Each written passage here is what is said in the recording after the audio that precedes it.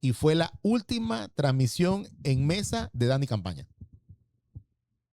Lo siento, Dani, fue la última. Y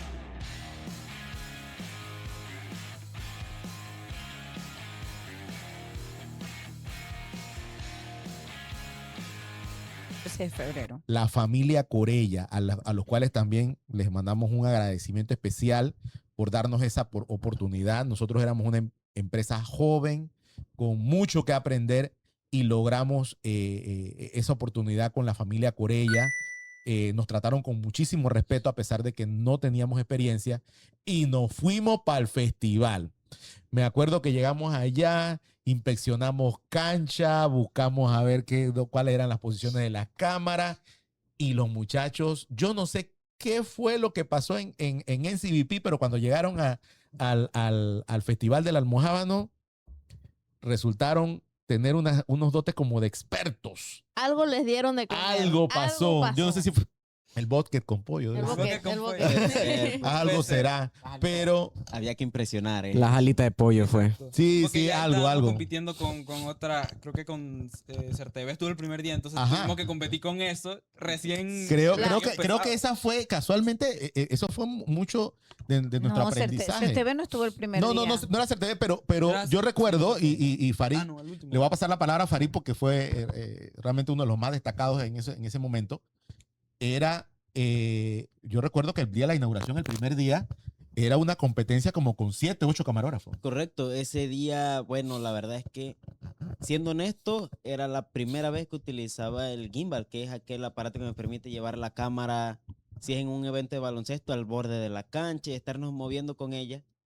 Y ese día de la inauguración, cuando venía entrando la reina, me acuerdo mirar a los lados y tenía 5 o 6 personas a los lados compitiendo conmigo por una toma. Sí, camarógrafos ya probablemente profesionales ya y tú eras un novato que no parecías novato, créeme. No. Y yo veía todo tras bambalinas. Ese aparato por primera vez. Y eso es lo interesante. O sea, aquel que no sabe qué es un gimbal, es un aparato que tiene que tener su destreza.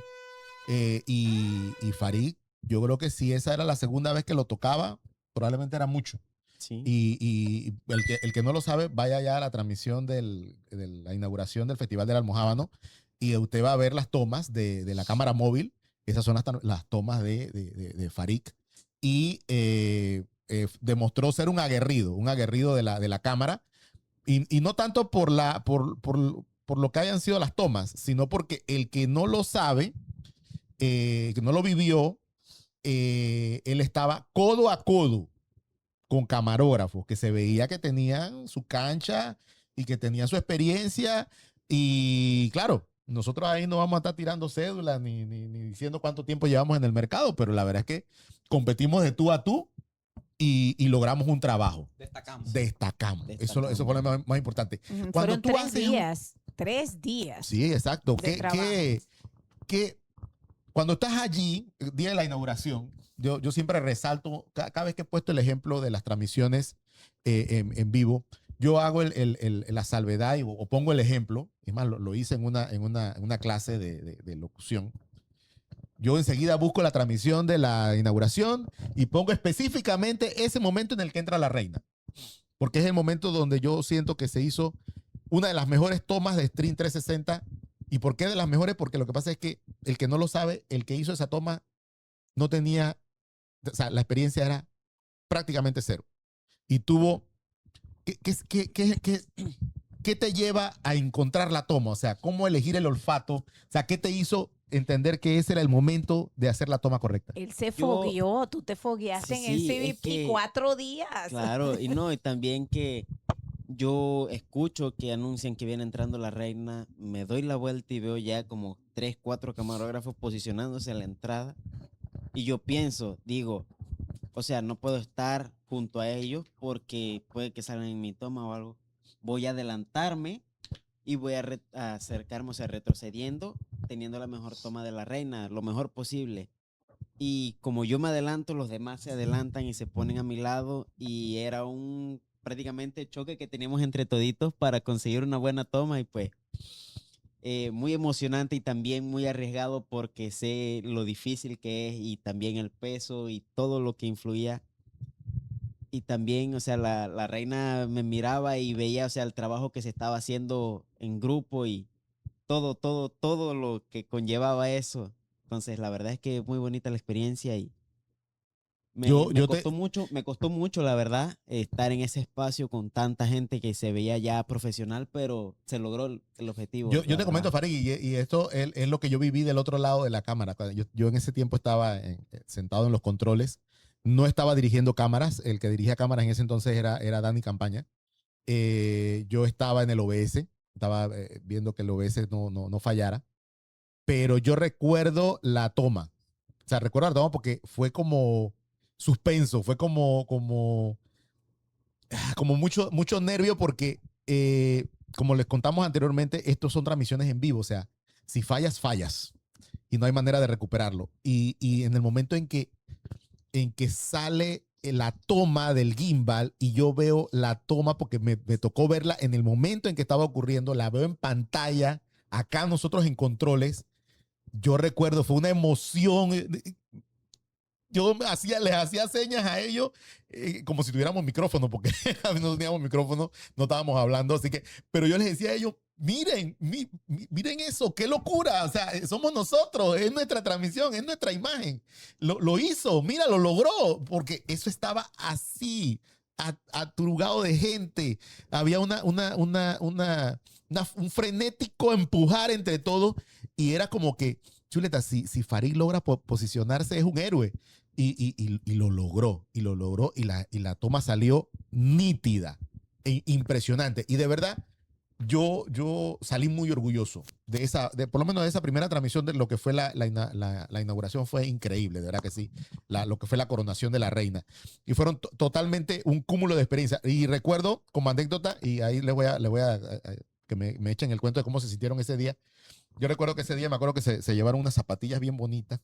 Ay. Y cayó un aguacero al día siguiente, hermano. La primera transmisión no llovió, pero el segundo día llovió en la tarde. Y el lugar donde estábamos, ríos por debajo de la mesa. El lugar donde estábamos no estaba bien cubierto.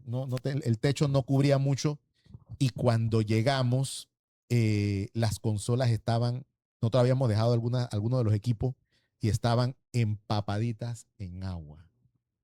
Y nosotros, en serio, las televisiones también. Las televisiones empapadas en agua, lo que son las pantallas. En ese tiempo usábamos pantallas planas, así grandotas, y estaban empapaditas en agua. Y a correr a secar y no sé qué, y el lodo por debajo de la mesa y todo aquello. Y nos salvaron mucho la gente del audio, Sensation, no sé quién era Sensation, ¿verdad? Sí. Gracias a los amigos de Sensation, nos salvaron porque le metieron como una lona encima, más o menos allí, y medio que taparon, pero igual, qué susto porque estaba todo empapadito. En ese tiempo también era cargar los equipos en la madrugada, llevárnoslos y volverlos a traer. ¿Qué recuerdas del Festival del Almojábano? Del Festival del Almojábano recuerdo claramente ese día porque para precisamente colocar la lona y que no se siguieran mojando los equipos tuve que subirme a un techo y quedé empapadito yo también. Entonces trabajar así pensé que iba a ser más complicado, pero no.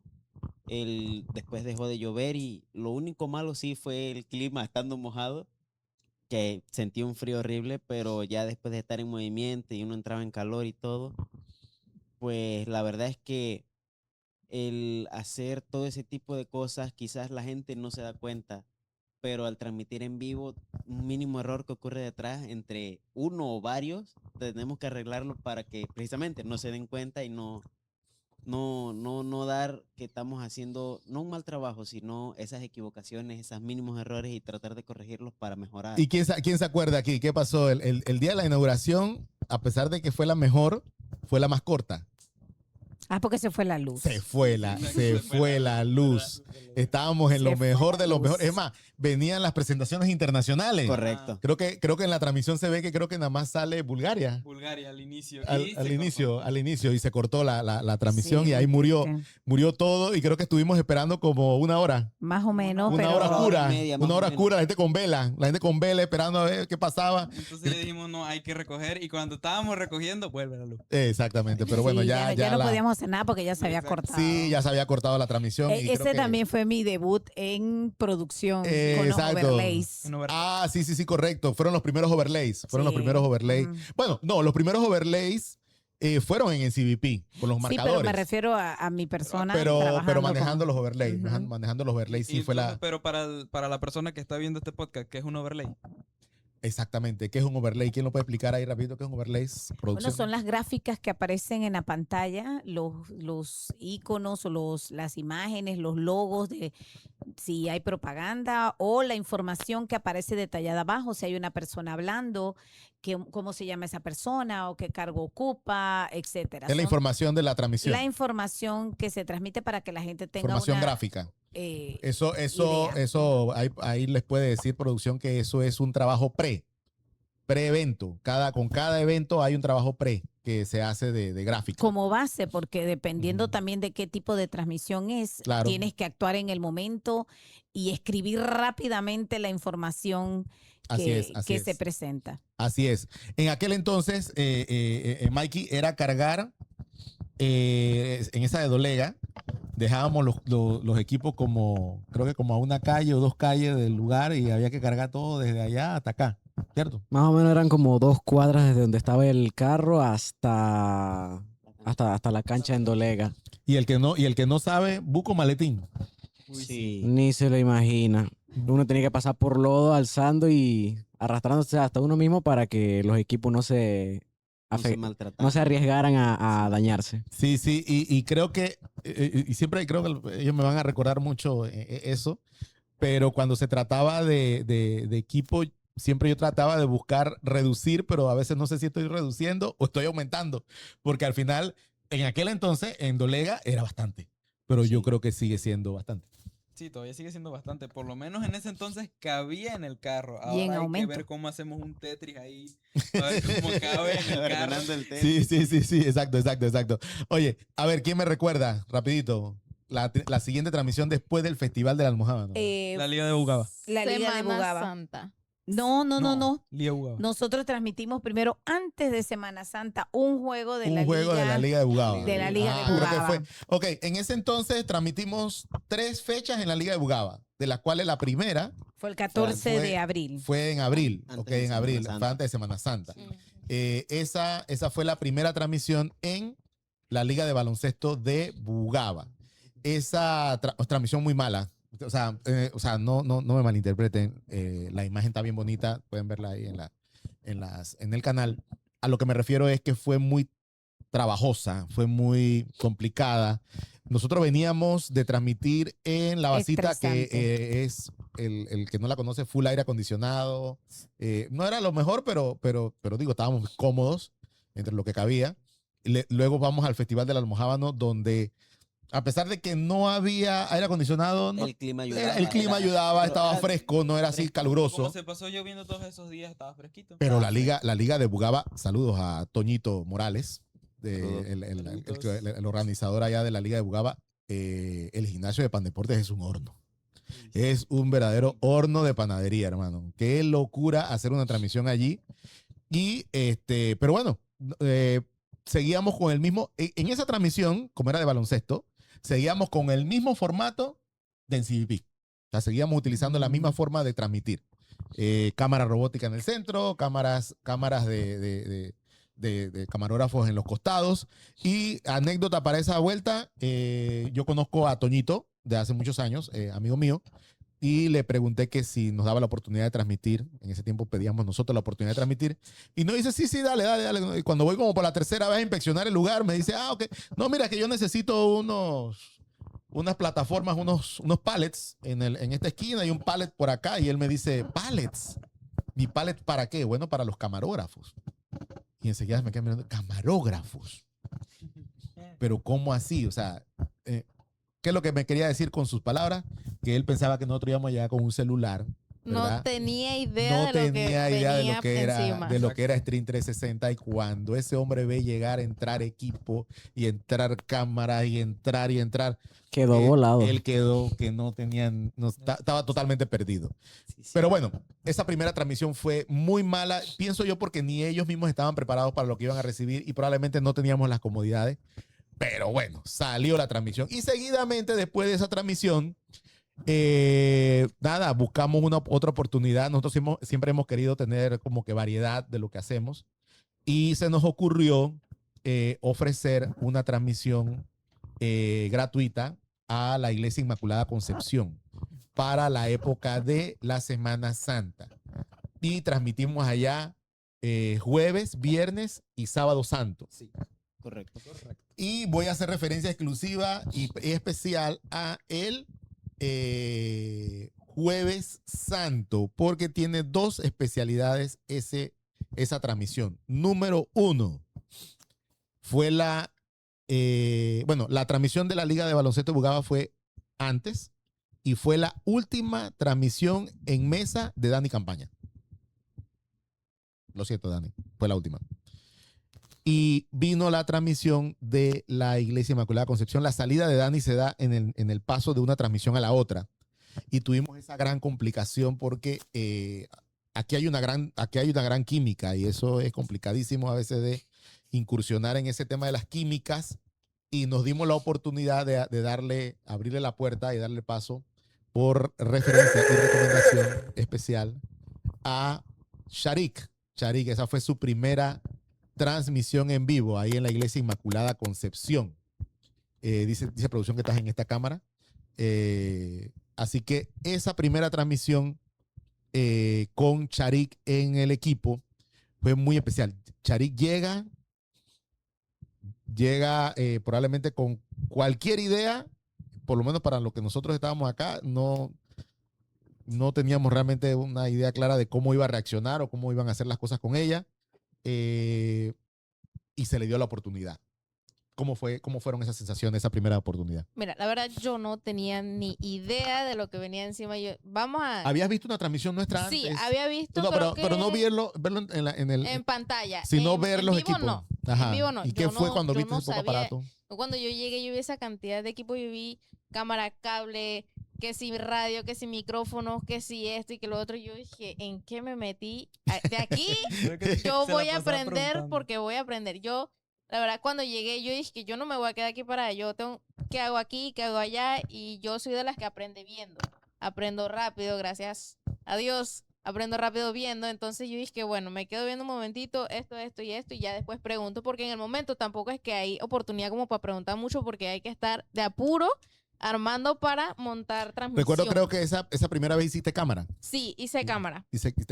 Cámara central, si no me equivoco. Sí, creo que era una cámara que teníamos viendo al público. Ajá, yo me mantenía mostrando las impresiones del público.